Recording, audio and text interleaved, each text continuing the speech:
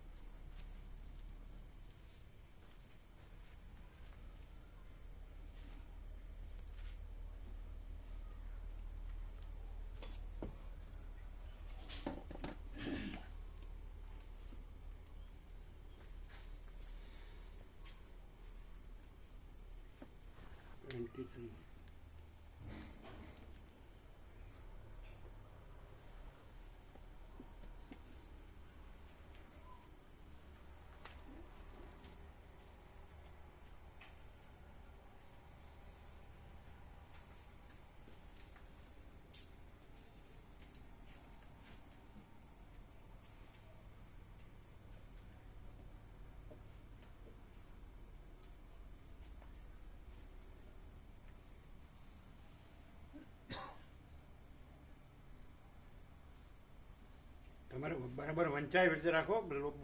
Bulb તો એ બાજુ કરાયો તમે પાછળ, તો પછી તમારે બરાબર વંચાય એવું રાખો.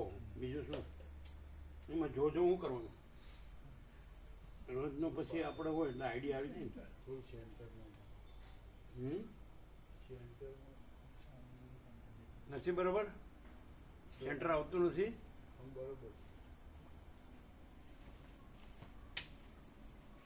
તો દિવસે પ્રેક્ટિસ કરવાની સેન્ટરની. ત્યારે હું માણસો મારવાના થયા હોય તો ઉઘડતી નથી.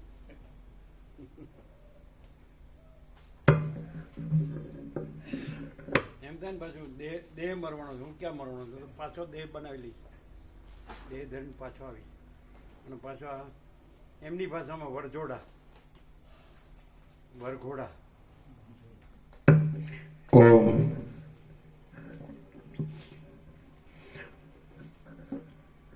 ઓમ ઓમ ઓમ.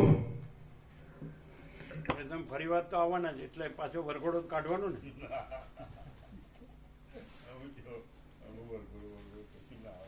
આવો એટલે પછી એમને શું કરવાના એકલા? હા હા હા.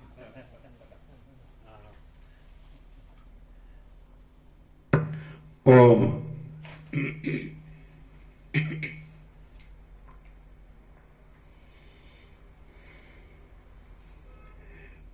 પરમ ચિદાકાશ,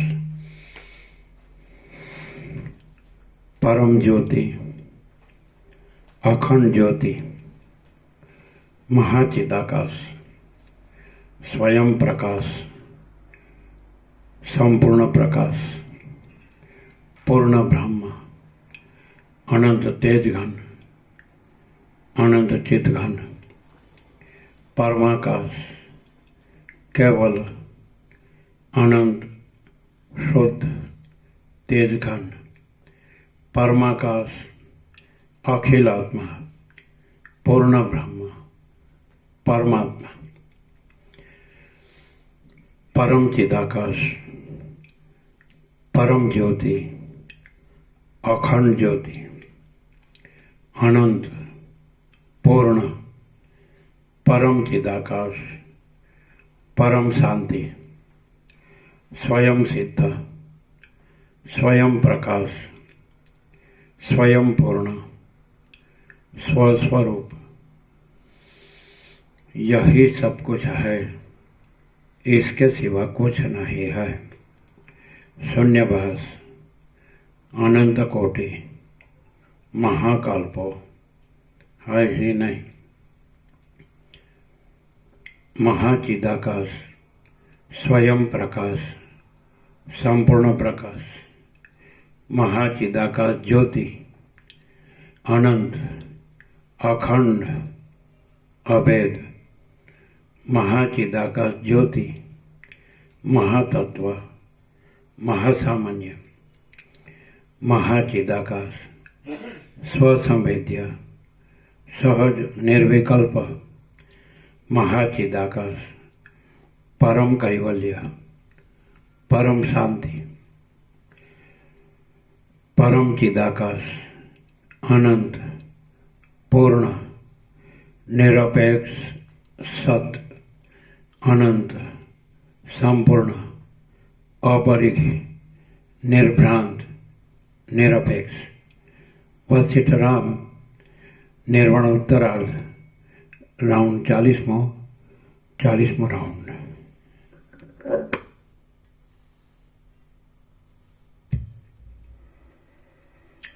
आद्य परब्रह्म सद्गुरु देव की जय।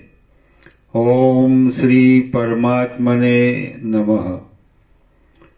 सद्ग्रंथों शिरोमणि श्री योग वासिष्ठ महारामायण निर्वाण प्रकरण उत्तरार्ध सर्ग 30मो पेज नंबर 1227 1227 सर्ग 30मो જ્ઞાન દ્રષ્ટિની સાધના।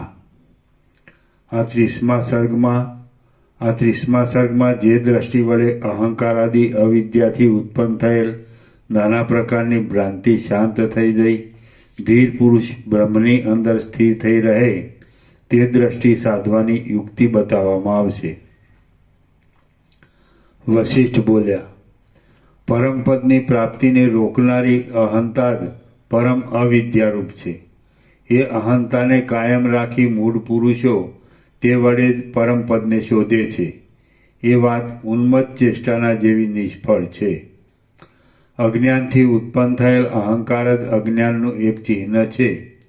વિવેકી અને જ્ઞાનવાન શાંત પુરુષને અમુક તું અને અમુક મારું એવો ભાવ જ રહેતો નથી।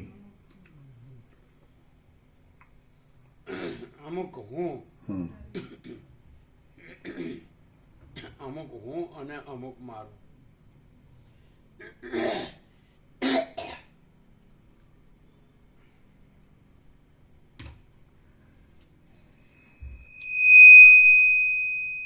વિવેકી અને જ્ઞાનવાન શાંત પુરુષને અમુક તું અને અમુક હું એવો ભાવ જ રહેતો નથી। હા, હું અને મારું।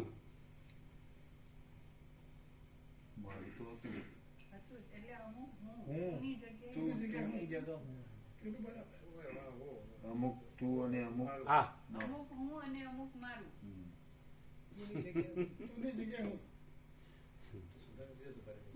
અમુક મારું।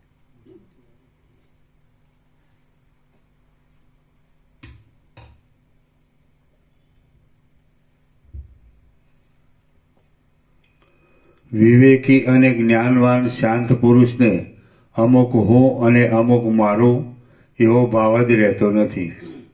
જે પુરુષ અહંતારૂપી મેલનો સંપૂર્ણ રીતે ત્યાગ કરીને આકાશની પેઠે નિર્મળ અને નિર્વિકાર થઈ રહે છે તે મોક્ષપદને પહોંચી ગયેલો જ્ઞાનનિષ્ઠ પુરુષ દેહ રહે કે પડી જાય તો પણ સદા તાપ માત્રથી રહિત જ્ઞાન જ્ઞાન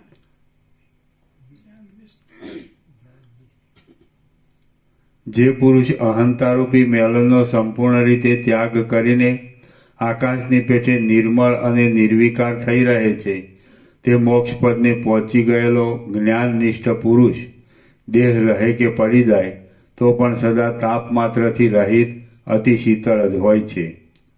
અહંતાનો નાશ થઈ જવાને લીધે વિવેકી પુરુષ જે નિર્મળતા ગંભીરતા, સ્થિરતા, પૂર્ણતા અને શીતળતાથી જેવો શોભે છે તે નિર્મળતા, ગંભીરતા, સ્થિરતા, પૂર્ણતા અને શીતળતા શરદ ઋતુના આકાશમાં, અચળ સમુદ્રમાં કે પૂર્ણચંદ્રના મધ્યમાં પણ હોતી નથી.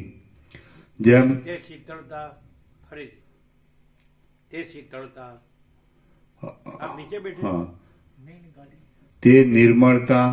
તે નિર્મળતા, ગંભીરતા, સ્થિરતા, પૂર્ણતા અને શીતળતા શરદ ઋતુના આકાશમાં, અચળ સમુદ્રમાં કે પૂર્ણચંદ્રના મધ્યમાં પણ હોતી નથી. જેમ ચિત્રની અંદર આલેખેલા યુદ્ધમાં પરસ્પર એકબીજામાં પ્રહાર કરનારા સૈન્યનો ક્ષોભ નજરે જોવામાં આવે, તથાપિ તે પ્રતિભાસ માત્ર જ છે, વાસ્તવ નથી, તેમ જીવનમુક્ત વિવેકી પુરુષ વ્યવહાર કર્યા કરતો હોય અને તેની અંદર વિકાર લાગતો હોય,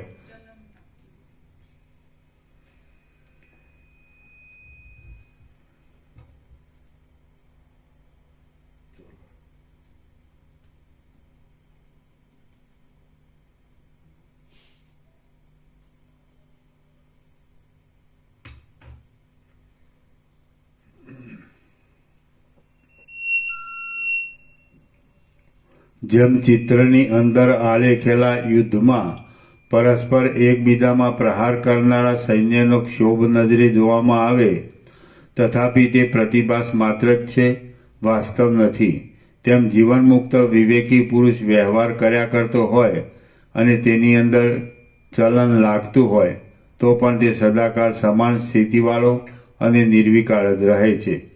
તેની અંદર જે વ્યવહાર દેખાય છે તે આભાસ માત્ર જ છે.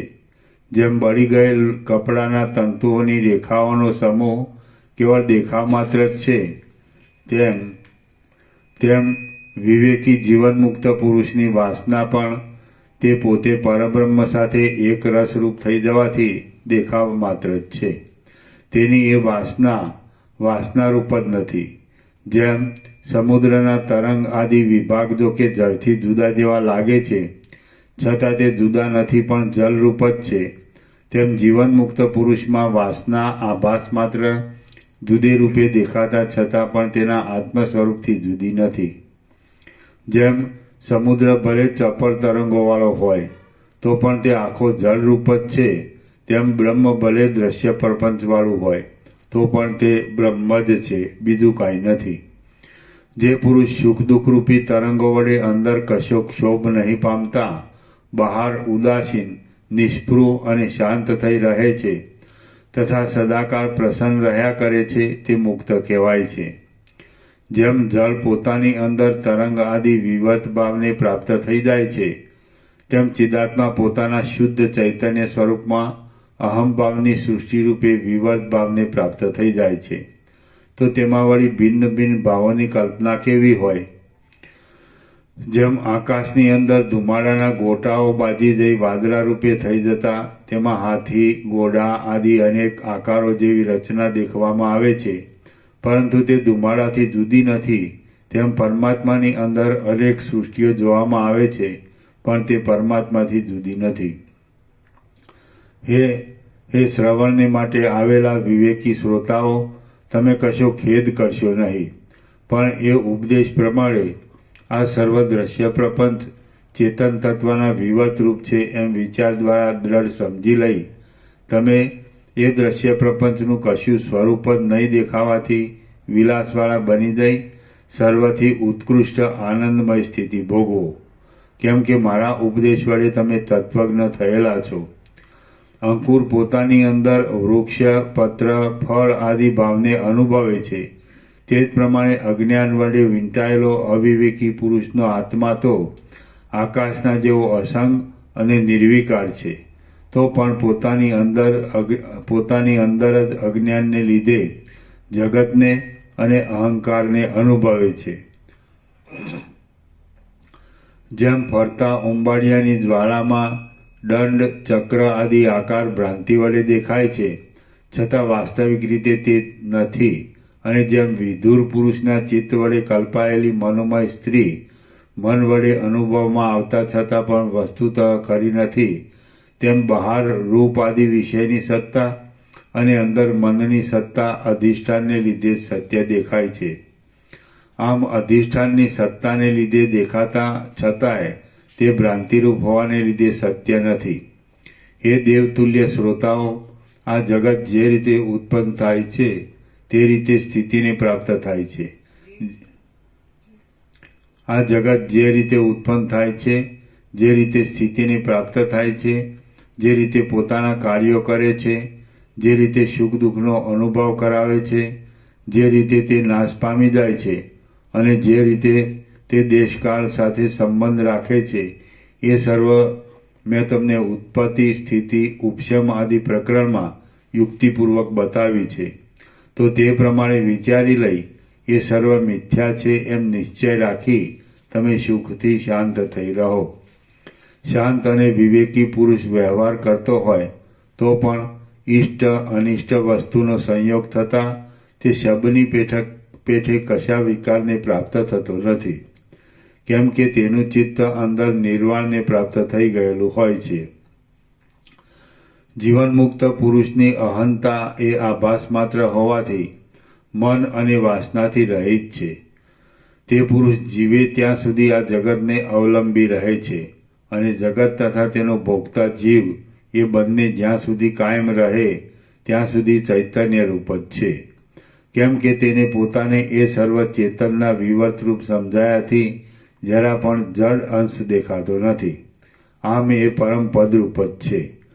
જેમ અનેક વેચવાની વસ્તુઓને દેશાંતરમાં લઈ દઈ આવવાનો બોજો ઉપાડવા માટે જ વહાણને સમુદ્રની અંદર દોરડાથી વીંટવામાં આવે છે, તેમ જળ જગતમાં દેહ આદિ ભાવને આત્મીય બુદ્ધિ વડે ગ્રહણ કરી લેવાથી કેવળ દુઃખનો બોજો ઉપાડવા માટે જ મનુષ્યને મમતારૂપી પાસથી બંધાવવું પડે છે.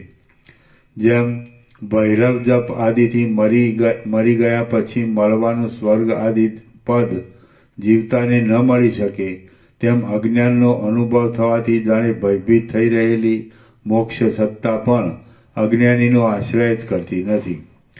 જે વસ્તુની સંકલ્પ વડે કલ્પના કરવામાં આવે છે તે નાશવાળી જ છે, પરંતુ જ્યાં સંકલ્પની કલ્પના નથી પહોંચી શકતી તે જ સત્ય છે અને અક્ષય પરમ પદરૂપ છે. બીજું કાંઈ પણ નથી અને હું પણ નથી એવી ભાવના રાખી તમે સુખથી નિર્ભય રહો. જેમ અજ્ઞાની પુરુષ અમૃતને વિષરૂપ માને તો પણ વિવેકી પુરુષની દ્રષ્ટિમાં તે અમૃતરૂપ જ છે, તેમ આ વાત જોકે અવિવેકી પુરુષને અયોગ્ય અને અસત્ય લાગે તેવી છે, છતાં વિવેકીઓને તો સત્ય અને યુક્ત જ લાગે છે. દેહથી માંડી ઠેઠ ચિત્ત સુધી આ આખા જળ શરીરને વિચારી જોઈએ તો તેમાં કોઈ જગ્યાએ હું એવો ભાવ દેખાતો નથી. માટે હું નથી એમ સમજવું એ વાત જ સત્ય છે. સર્વ ભેદ બુદ્ધિથી રહિત થઈ ગયેલા જીવનમુક્ત પુરુષોમાં તત્વ વિચારને લીધે અહંકારનો ક્ષય કરનારું મુક્તપણું કેવળ ઉદય પામે છે, બાકી કંઈ પણ નાશ પામી જતું નથી. હે મુમુક્ષુઓ છતાં અજ્ઞાની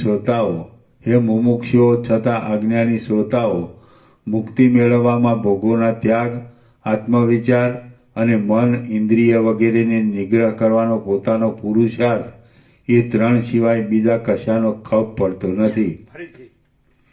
હે મુમુક્ષુઓ છતાં અજ્ઞાની શ્રોતાઓ, મુક્તિ મેળવવામાં ભોગોના ત્યાગ, આત્મવિચાર અને મન ઇન્દ્રિય વગેરેને નિગ્રહ કરવાનો પોતાનો પુરુષાર્થ એ ત્રણ સિવાય બીજા કશાનો ખપ પડતો નથી એમ નિશ્ચય કરી તમે સર્વ અનાત્મ વર્ગને છોડી દો અને કેવળ પોતાના આત્માનું તમે તત્વજ્ઞાન દ્વારા શરણ લ્યો.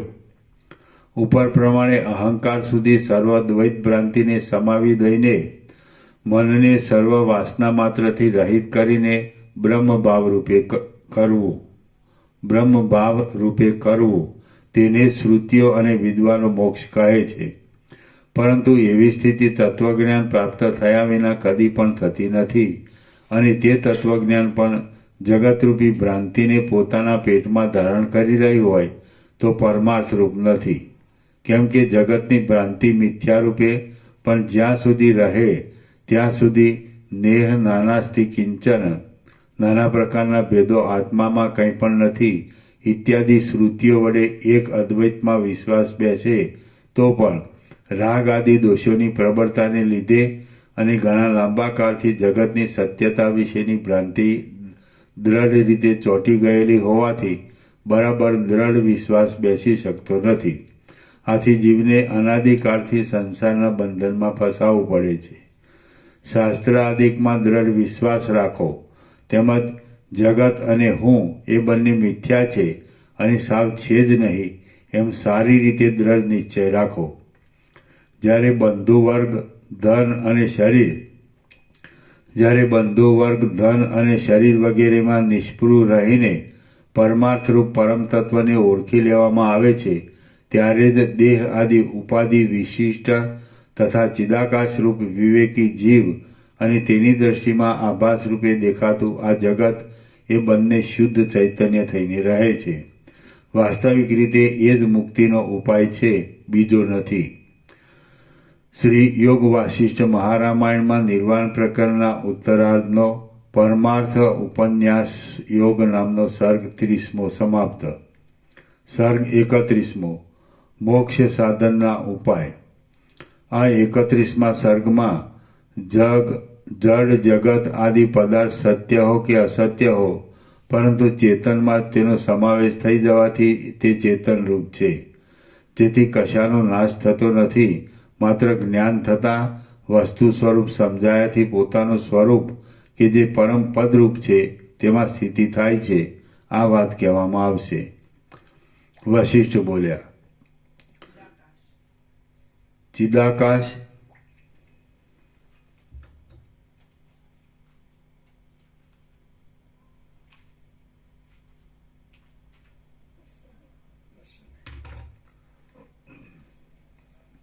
વશિષ્ઠ બોલ્યા, ચિદાકાશ આ સર્વદ્રશ્યને આકારે થઈ રહેલ છે અને તેની અંદર જે વસ્તુ જેવી રીતે સંકલ્પ દ્વારા સ્ફુરી આવે છે તે અસત્ય હો કિંવા સત્ય હો, પરંતુ તેવી રીતે સ્ફૂર્તિ અનુસાર અનુભવમાં આવે છે.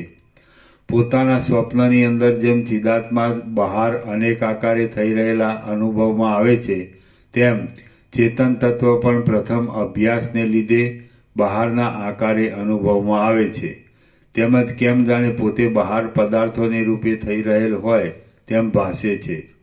આથી સર્વ ચેતન તત્વનો વિવર્ત હોવાથી ચૈતન્ય છે અને એ ચેતન તત્વ આકાશથી પણ સ્વચ્છ છે. ચિદાત્મા જ આ સર્વ જગતને વિશે પ્રસરી રહેલા છે. તેથી કોઈ પણ જગ્યાએ ચૈતન્યની સત્તાથી બીજું કાંઈ પણ જુદું નથી. કોઈનો નાશ પણ નથી, અનર્થ પણ નથી, જન્મ મરણ પણ નથી, આકાશ પણ નથી, શૂન્ય પણ નથી અને નાના પ્રકારની રચના પણ નથી. અધિષ્ઠાન દ્રષ્ટિએ જોઈએ તો સર્વ બ્રહ્મરૂપ છે અને આરોપિત દ્રષ્ટિથી જોઈએ તો કશું બ્રહ્મરૂપ નથી. જગત અને અહંકાર આદિ મિથ્યા જ છે. તેનો જો કે જ્ઞાન થતાં નાશ થાય છે, છતાં તેમાં શો નાશ થાય છે? કાંઈ નહીં. કેમ કે અસત્ય પદાર્થનો વળી નાશ કેવો હોય? સ્વપ્ન આદિ અસત્ય પદાર્થ જાગી જતા નષ્ટ થઈ જાય છે, તેમાં શો નાશ થાય છે? કાંઈ નહીં. સંકલ્પ વડે કલ્પાયેલું નગર દૂર માત્ર મિથ્યારૂપે ભાસે છે, તેનો આભાસ દૂર થતાં તેમાંનું શું નાશ પામે છે? કાંઈ નહીં. એવી રીતે જગત અહંકાર આદિ કે જે મિથ્યારૂપે ભાસી રહે છે, તેનું જ્ઞાન થતાં તે નાશ પામવા છતાં પણ તેમાંનું શું નાશ પામે છે? કાંઈ નહીં. જે જગત મિથ્યા છે તો પછી તેને અનર્થ રૂપે વર્ણવી તેની નિંદા શા માટે કરવામાં આવે છે અને શા માટે તેને હોય હે એટલે ત્યાગ કરવા યોગ્ય અસાર ગણવામાં આવે છે? આવી શંકા પણ અહીં લાવવાની નથી. કેમ કે જે વસ્તુ નથી તેમાં કશો નિર્ણય સંભવતો જ નથી. આકાશના ફૂલના સંબંધમાં શો નિર્ણય થઈ શકે તેમ છે? બાકી સ્વાભાવિક રીતે પોતાના સ્વરૂપની જે સ્થિતિ છે તે પાછી પ્રાપ્ત થાય તેને માટે જગત જો કે મિથ્યા છે તો પણ તેને સાચા જેવું કલ્પી લઈ તેની નિંદા આદિ વડે વૈરાગ્ય વિવેક આદિથી માંડી ઠેઠ તત્વ સાક્ષાત્કાર સુધીનો ઉપાય કલ્પી કાઢવામાં આવ્યો છે. એટલો જ માત્ર આ બાબતમાં નિર્ણય કરી શકાય છે. માટે આ બાબતનો મુખ્ય સિદ્ધાંત એ છે કે બીજા કશા પદાર્થની ભાવના ન કરતા એક આત્મામાં સ્થિતિ રાખી શાસ્ત્ર અનુસાર અને સંપ્રદાય અનુસાર ક્રમ પ્રમાણે ભૂમિકાનો અભ્યાસ કરી પોતાના કર્તવ્યમાં તમે પાષાણના જેવા દ્રઢ થઈને રહો. જે કાંઈ સૃષ્ટિની ભ્રાંતિ દેખાય છે તેના સંબંધમાં એવો નિર્ણય જણાય છે કે ઉત્તમ સ્થિર દશાને પ્રાપ્ત થયા એટલે સંસાર સંબંધી સર્વ પુરુષાર્થો સહિત આ આખું જગત તમારા સંકલ્પ માત્ર જ છે એમ તમને જણાશે અને ક્ષણ માત્રમાં જ એ સર્વ ભ્રાંતિ પૂરી રીતે મટી જશે. જ્ઞાન વડે બ્રહ્મરૂપ જણાયાથી આ સૃષ્ટિનો મૂળ સહિત ક્ષય થઈ જાય છે. બાકી બીજી રીતે પ્રલયાદિકમાં જો કે તેનો ક્ષય તો થાય છે, પરંતુ સૂક્ષ્મ બીજ રૂપે તે વખતે પણ સૃષ્ટિ હોય છે, બાકી કાર્ય રૂપે રહેતી નથી. અથવા તો પ્રલયમાં પણ કેટલાક સંકલ્પ સંબંધી કાર્યો એમ જ કાયમ રહે છે. માટે જ્ઞાન વિના મૂળ સહિત સંસાર ક્ષય થવાનો બીજો એકે ઉપાય નથી. સ્વપ્નમાં મિથ્યારૂપે દેખાતા પુરુષોની પેઠે મિથ્યારૂપે જે પુરુષો આ સૃષ્ટિમાં જોવામાં આવે છે તે સૃષ્ટિ અને તે પુરુષો એ બંને ઝાંઝવાના જળના તરંગોના જેવા મિથ્યા અને કલ્પના માત્ર જ છે. જેમ વંધ્યાપુત્રની વાણીનો નિર્ણય કરવાની વાત અશક્ય જેવી છે, તેમ ખરી રીતે મિથ્યા છતાં કેમ જાણે સત્ય હોય તેવા થઈ રહેલા જીવ જગત આદિ પદાર્થોનો અમે કાંઈ પણ નિર્ણય જાણી શકતા નથી. મતલબ કે તે અનિર્વચનીય છે. તત્વજ્ઞ પુરુષોની પૂર્ણતા પરિપૂર્ણ મહાસાગરના જેવી કાંઈ અપૂર્વ જ છે. કેમ કે હું દ્રષ્ટા અને અમુક દ્રશ્ય છે એવી ભેદ દ્રષ્ટિમાં તેમનો આગ્રહ હોતો નથી. વિવેકી તત્વજ્ઞ પુરુષો સર્વના જેવા અચળ હોય છે અને વાયુ વગરના સ્થાનમાં રહેલા દીવાના જેવા સદાકાળ સમાન કાંતિવાળા રહે છે. તેઓ બહાર આચારવાળાના જેવા અથવા આચાર સહિતના જેવા દેખાય છે, પરંતુ અંદર તેઓ નિરંતર શાંત અને સ્વસ્થ થઈ રહે છે.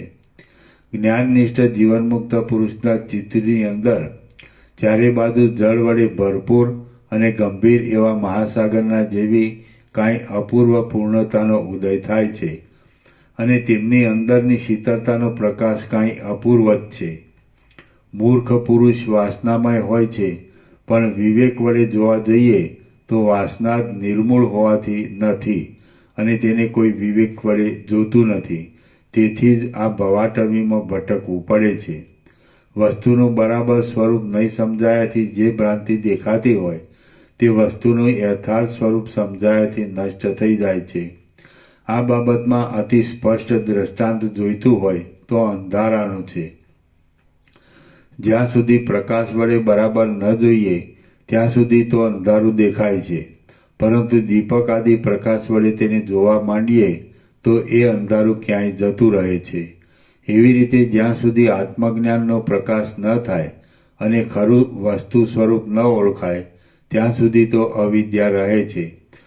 પણ આત્મજ્ઞાનનો પ્રકાશ પડતા વસ્તુ સ્વરૂપ યથાર્થ સમજાઈ જાય છે અને એ અવિદ્યા ક્યાંય ભાગી જાય છે. સ્થૂળ દેહ અને તેમાં માંસ આદિ ભોગોથી જે એ દેહ બંધાય છે તે સર્વ સ્થૂળ દેહ અને તેમાં માંસ આદિ ભાગોથી જે એ દેહ બંધાય છે તે સર્વ પંચીકૃત પંચમહાભૂતના વિકાર રૂપ છે તથા જડ અસત્ય અને ભ્રાંતિ માત્ર છે. એવી જ રીતે જે બુદ્ધિ અહંકાર અને ચિત્ત વગેરે વડે સૂક્ષ્મ શરીર બંધાય છે તે પણ અપંચીકૃત પંચમહાભૂતના વિકાર રૂપ છે અને જડ અસત્ય તથા ભ્રાંતિ માત્ર છે. લિંગ શરીર સ્થૂળ દેહમાં બુદ્ધિ અહંકાર અને ચિત્ત ઇત્યાદિ વડે રચાયેલું છે. તેમાં અહંભાવ વડે પ્રવેશેલો ચિદાત્મા અવિદ્યા વડે સ્થૂળ દેહને પણ પોતારૂપ માની લે છે. પણ જ્યારે વિવેક વડે બુદ્ધિ અહંકાર ચિત્ત આદિના ભૌતિક ભાવને ઇત્યાદિ શ્રુતિ પ્રમાણે વિકારપણાની વાચારંભણ માત્ર સમજી લઈ તેનો અવસ્તુપણાથી ત્યાગ કરી અત્યંત પ્રકાશરૂપ ચૈતન્ય સ્વરૂપમાં જ પોતાની સ્થિતિ રાખવા માંડે તો પછી મુક્તપણાનો ઉદય થાય છે. તદાકારના અભ્યાસને લીધે લિંગ શરીરરૂપી ઉપાધિની અંદર જ્યારે આત્મ ચૈતન્ય મળેલ હોય ત્યારે તે દ્રશ્ય પદાર્થ તરફ વળે છે. તેને લીધે તેની સાથે સંબંધ રાખનારી વાસના પણ તેવી જ લિંગ શરીરરૂપ ઉપાધિની અંદર આત્મ ચૈતન્યના તદાકારના અધ્યાસને લીધે થયેલી છે. તો પછી જ્ઞાન વડે આત્માથી જુદું સર્વ વાણીના વ્યવહાર પૂરતો જ જણાતો લિંગદેહ આદિ કશું નહીં રહેવાથી વાસના વળી કેવી હોય, શા માટે તે ઉત્પન્ન થાય, કઈ જગ્યાએ તે રહે અને તેનું કેવું સ્વરૂપ હોય, કાંઈ જ નહીં. જેને આ જગત સંબંધી ભ્રાંતિ પેદા થાય છે તે જીવ જ ઝાંઝવાના જળની પેટે મિથ્યા છે અને તત્વદર્શીથી જોવા જતાં ઝાંઝવાના જળની પેટે તે જોવામાં આવતો નથી. તો પછી જન્મ મરણ આદિ સંસાર કોને હોય, ક્યાંથી હોય અને કેવો હોય, કાંઈ હોય નહીં. આત્મજ્ઞાન મેળવવા તૈયાર થયેલા પુરુષને જો વૈરાગ્યની દ્રઢતા ન હોય તો તેને વિષયનું સ્મરણ થાય છે. આમ પાછો ચિત્તનો ઉદય થાય તો તેને ફરીવાર પાછી આ સંસાર સંબંધી ભ્રાંતિ ખડી થઈ જાય.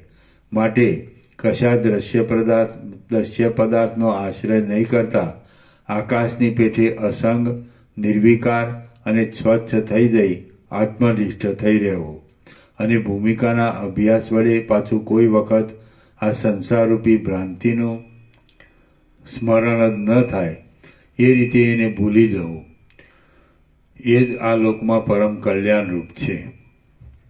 અહીં કોઈ દ્રષ્ટા પણ નથી, કોઈ ભોગતા પણ નથી, કોઈનું અસ્તિત્વ પણ નથી અને કોઈનું નાસ્તિત્વ પણ નથી. આ સર્વ એક શાંત ચિદરૂપ છે. સદાકાળ સમુદ્રની પેઠે પરિપૂર્ણ છે અને જેમ સમુદ્રમાં તરંગો વડે ચંચળતા દેખાય છે તેમ એ ચિદાત્મામાં પણ પ્રારબ્ધના યોગે અનેક રંગો જોવામાં આવે છે. સર્વ દ્રશ્ય જગત બ્રહ્મરૂપ છે અને આરોપિત દ્રષ્ટિએ મિથ્યા છતાં અધિષ્ઠાન દ્રષ્ટિએ સદરૂપ છે એમ પ્રસિદ્ધ રીતે જ્ઞાન થાય છે. એટલે જેમ જળ સુકાઈ જવાથી જળમાં પડતું સૂર્યચંદ્ર આદિકનું પ્રતિબિંબ ક્ષીણ થઈ જાય છે તેમ ચિદાભાસ અને તેની લિંગ શરીરરૂપ એ ઉપાધિ એ બંનેનો ક્ષય થઈ જાય છે તથા પરમ માંગલિક તત્વજ્ઞાનનો ઉદય થાય છે. પરમ તત્વમાં શાંત થયેલા સમદર્શી વિવેકી પુરુષોમાં શાંતતા તથા રાગદ્વેષથી રહિત શુદ્ધ વ્યવહાર જોવામાં આવે છે. અથવા તો પરમ નિર્વાણને પ્રાપ્ત થઈ ગયેલા એ મહાત્મા પુરુષનું સમાધિનિષ્ઠપણું અવશેષ રહે છે. કેમ કે એ તત્વજ્ઞ પુરુષ વ્યવહાર માત્રનું મૂળ એવી વાસનાથી રહિત હોય છે તો પછી તે શા માટે વ્યવહાર કરે?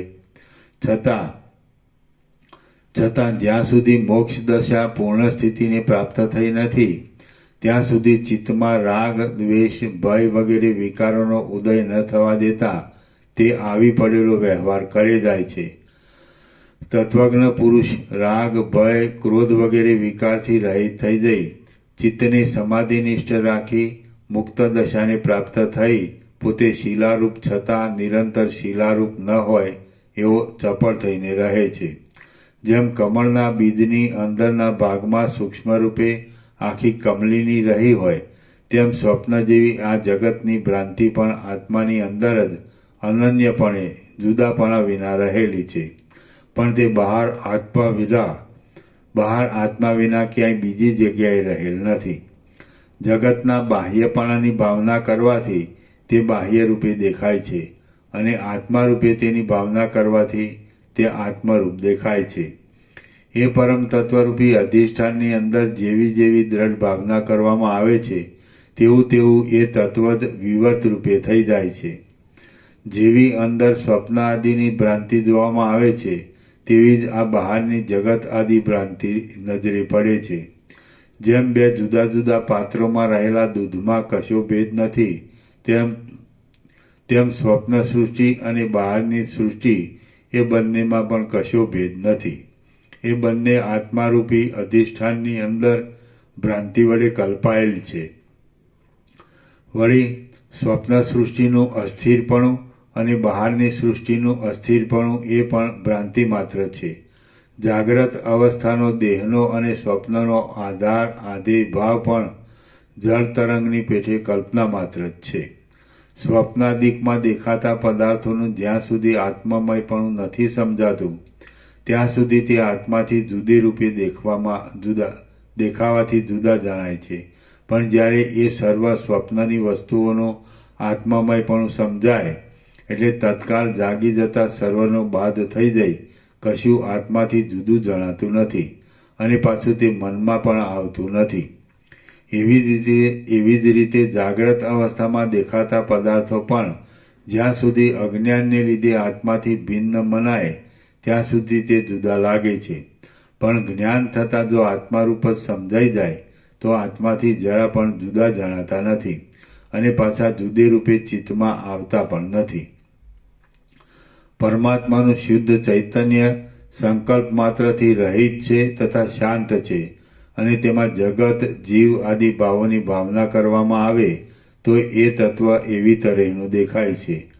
પણ જો એવી તરહની જગત આદિ ભાવોની ભાવના કરવામાં ન આવે તો તે શુદ્ધ અને જગત આદિ ભાવથી રહિત કેવળ ચૈતન્ય રૂપ જ જણાય છે. સ્વપ્ન અને જાગ્રત આદિ અવસ્થા સંબંધી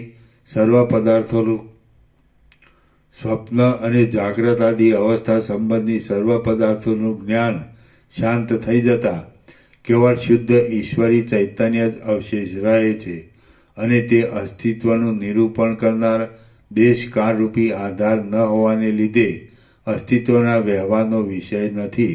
તેમજ શુદ્ધ સ્વરૂપનો કદી પણ બાદ ન થવાને લીધે તેનો અભાવ પણ કહી શકાતો નથી એવું છે. આથી એ તત્વ વાણી વડે વર્ણવી ન શકાયાથી વાણીનો વિષય જ નથી. આ વાત સમાધિનિષ્ઠ જીવનમુક્ત પુરુષ જ ભ્રાંતિનો સંપૂર્ણ લય થવાથી સમજી શકે છે. બાકી આત્મતત્વનું સ્વરૂપ જ્ઞાની પુરુષની પણ ઉપદેશ વાણીનો વિષય નથી. એ તો માત્ર પોતાના અનુભવ વડે જાણવામાં આવે એવું છે. માટે હે રામચંદ્રજી, તમે અહંકાર છોડી દઈ ભય, અભિમાન, શોક, લોભ, મોહ, મન, દેહ, મનન એટલે વિચાર, ઇન્દ્રિયો, ચિત્ત અને અજ્ઞાન એ સર્વનો ત્યાગ કરી શાંત, અજન્મા, અક્ષય, સર્વ ભેદ માત્રથી રહિત એક બ્રહ્મરૂપ થઈ નિરંતર સમાધિનિષ્ઠ થઈ રહો એ વાત વધારે યોગ્ય છે. શ્રી યોગ વાસિષ્ઠ મહારામાયણમાં નિર્વાણ પ્રકરણના ઉત્તરાર્ધનો મોક્ષ સાધન ઉપાય નામનો સર્ગ 31મો સમાપ્ત. સર્ગ 32મો સત્ય વસ્તુ જ્ઞાનોપદેશ. આ 32મા સર્ગમાં સત્સંગતિ અને સત્શાસ્ત્રનો વિચાર એ બંનેનો નિરંતર અભ્યાસ રાખનાર મુમુક્ષુ પુરુષનો મોક્ષ અવશ્ય ભાવી હોવાથી તેની સ્વાધીનતા વિશેનું પ્રતિપાદન કરવામાં આવશે. વશિષ્ઠ બોલ્યા, જેમ ગતિથી પવન પોતાનું સ્વરૂપ ફેલાવે છે તેમ ચિદાત્મા જ્યારે બહિર્મુખ થઈ પોતાના સ્વરૂપને પ્રસારે છે ત્યારે અહંતા અને જગતની ભ્રાંતિ મિથ્યા છતાં કેમ જાણે ખડી થઈ ગઈ હોય એમ ભાસે છે. અહંતાનો અને જગતરૂપી ભ્રાંતિનો ઉદય થયેલો હોય તો પણ બ્રહ્મરૂપ જણાયાથી તે ખેદકારક થતો નથી. પણ જગતના નામરૂપ વડે જો તેની ભાવના કરવામાં આવે તો તે અનર્થકારક થાય છે. જેમ આંખ જોવાના પદાર્થ પર જઈ રૂપનો અનુભવ કરે છે તેમ ચેતન તત્વ પણ બહિર્મુખ થઈ જઈ પોતાના રૂપને પ્રસારી દઈ જગતની ભ્રાંતિને અનુભવે છે. કુટસ્થ ચૈતન્ય બહિર્મુખ થઈ જઈ પોતાના રૂપને જે બહાર ફોગટ પ્રસારી દે છે એ તેનું પ્રસરેલું રૂપ જ પ્રસારવાનો કશો વિષય ન હોવાથી મિથ્યા છે. અને જે પોતે જ મિથ્યા હોય તે સી રીતે પ્રસરે? વાંજણીનો પુત્ર ક્યાં નાચે છે? ક્યાંય નહીં. આ ચિદાત્માનું બહિર્મુખપણે ફેલાવવું બાહ્ય વસ્તુઓના અનુભવ વડે સિદ્ધ થાય છે. અનુભવ થવાને લીધે તે બાહ્ય પદાર્થના અનુભવ કરનાર તરીકે દેખાય છે. એ અનુભવ વિદ્યા વડે નાશ પામે છે. બાહ્ય વસ્તુઓ ભ્રાંતિકલ્પિત હોવાથી મિથ્યા છે અને ચિદાત્મા તેનો પોતે અનુભવ કરતો નથી. છતાં બાળકે પોતાના મનથી કલ્પી લીધેલા યક્ષની પેઠે તે મિથ્યારૂપે તેનો અનુભવ કરે છે. અહંકાર પણ કેવળ દુઃખકારક છે અને તે હું અમુક રૂપ છું એમ કલ્પી લેવાથી ખડો થઈ જાય છે. પરંતુ હું એવું કાંઈ પણ નથી એમ સંકલ્પ રહિત સ્થિતિ ગ્રહણ કરવામાં આવે તો અહંકારનો ઉદય જ થતો નથી. માટે વિચાર કરતા જણાય છે કે બંધ અને મોક્ષ એ બંને પોતાને સ્વાધીન છે. વિદ્યા વડે મૂળ અજ્ઞાનનો નાશ થઈ જઈ ચિદાત્મા સાથે એકરૂપ થઈ જવું, ચેતન રૂપે જણાતી મન બુદ્ધિ આદિ સર્વ જળ વસ્તુઓને જરા પણ જુદી ન જાણવી, દ્રષ્ટાદ્રશ્ય આદિ દ્વૈત ભાવને પણ છોડી દેવો, કેવળ ચિદાકાર વૃત્તિ વડે ચિત્તમાં બીજું કશું સ્ફુરવા દેવું નહીં અને જડ પાષાણ આદિકની પેઠે અચળપણે સમાન ભાવથી નિર્વિકાર તથા શાંત થઈ રહેવું એ જ ધ્યાન કિંવા સમાધિ છે. તેમજ મોક્ષનો આધાર પણ એવી સ્થિતિ ઉપર રહેલો છે. હે પાંડિત્યનું અભિમાન ધરાવનારા વાદીઓ, તમે દ્વૈત અને અદ્વૈતનો વાદ વિવાદ કરી મૂર્ખાઓની જેમ ઝઘડામાં પડી વાણીનો વિલાસ કરી નકામું ગળું દુખવશો નહીં. ગાંઠી વાસનાવાળો મૂઢ પુરુષ બહિર્મુખપણાને લીધે સંકલ્પ વડે રચાયેલા રૂપ આદિ બાહ્ય વિષયો અને મન બુદ્ધિ આદિ આંતર વિષયો મિથ્યા હોવા છતાં પણ તેમને સ્વપ્નની પેઠે જુએ છે અને તેનાથી થતું દુઃખ પણ દ્રઢ રીતે સ્વપ્નની પેઠે ભોગવે છે. હવે થોડી દેખાવા માત્ર વાસનાવાળો વિવેકી પુરુષ અંતર્મુખ હોય છે. તેથી તેને જ્ઞાનને લીધે બહારના રૂપાદિ વિષયો તેમજ અંદરના ચિત્ત બુદ્ધિ આદિ આંતર વિષયો સૂતેલા પુરુષની પેઠે નહીં જેવા લાગે છે. વળી પ્રારબ્ધ યોગ વડે પ્રાપ્ત થયેલું દુઃખ પણ તેવા પુરુષને ઉપરથી ભોગવ્યા જેવું જણાતું હોય, તથાપિ નિજાનંદમાં ઢંકાઈ જવાને લીધે તે નહીં ભોગવ્યા જેવું જ છે. જેમ સંસારના બીજા પદાર્થો સંબંધી વાસનાઓનો વધારો થવાથી સંસારનો અનુભવ થાય છે, તેમ દેશ કાળ અને ક્રિયાના યોગથી વાસનાઓ જો સમૂળગી નાશ પામે તો મુક્તપણાનો પણ અનુભવ થાય છે. જેમ આકાશમાં રહેલા વાદળા, ઝાકળ, ધુમાડાના ગોટાઓ વગેરે ક્રમે કરી ધીરે ધીરે ક્ષીણ થઈ જઈ આકાશભાવને પ્રાપ્ત થઈ જાય છે, તેમ વાસના પણ ધીરે ધીરે ઓછી થઈ જઈ મોક્ષનો અનુભવ કરાવે છે.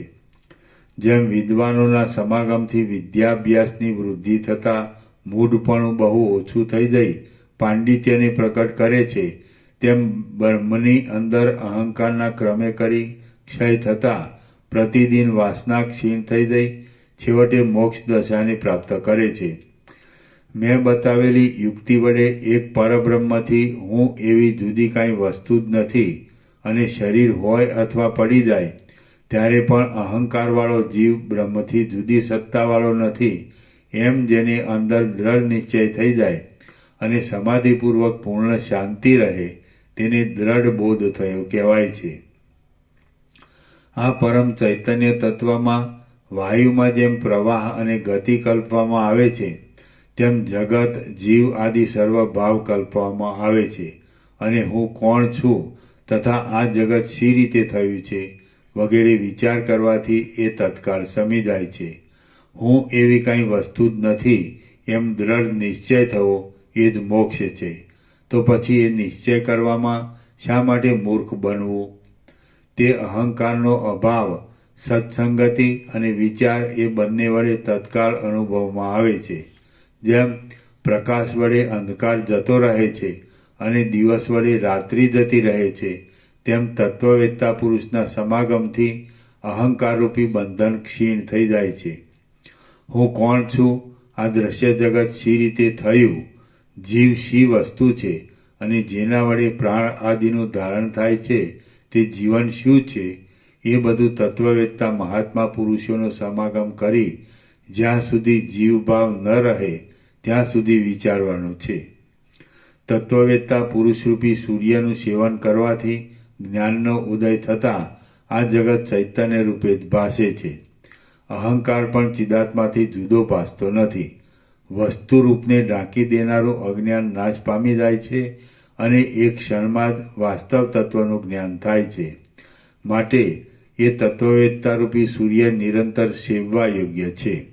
હે રામચંદ્રજી, જે વાતમાં વેદાંત શાસ્ત્ર, ન્યાયશાસ્ત્ર વગેરેમાં જે પુરુષો વધારે બોધવાળા હોય તેની તમે જુદી જુદી સેવા કરતા રહો. કેમ કે તેમનો પરસ્પર સમાગમ થઈ જાય તો પ્રત્યેક મનુષ્યના વિચારો ભિન્ન ભિન્ન હોવાથી પરસ્પર વિરુદ્ધ યુક્તિ વડે પોતાની વાત સિદ્ધ કરવા જતાં વચમાં એક વાદરૂપી પિશાચની કડી થઈ જાય છે.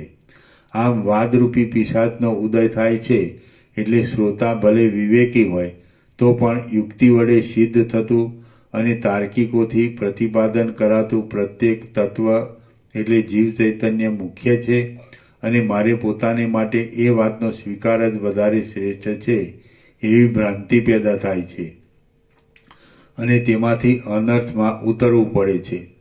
માટે વિવેકી પુરુષે એકાંતમાં પ્રત્યેક પંડિતની સમાગમ દ્વારા સેવા કરવી અને પછી તેમણે કહેલી બાબતોનો પોતાની બુદ્ધિ વડે જાતે વિચાર કરવો.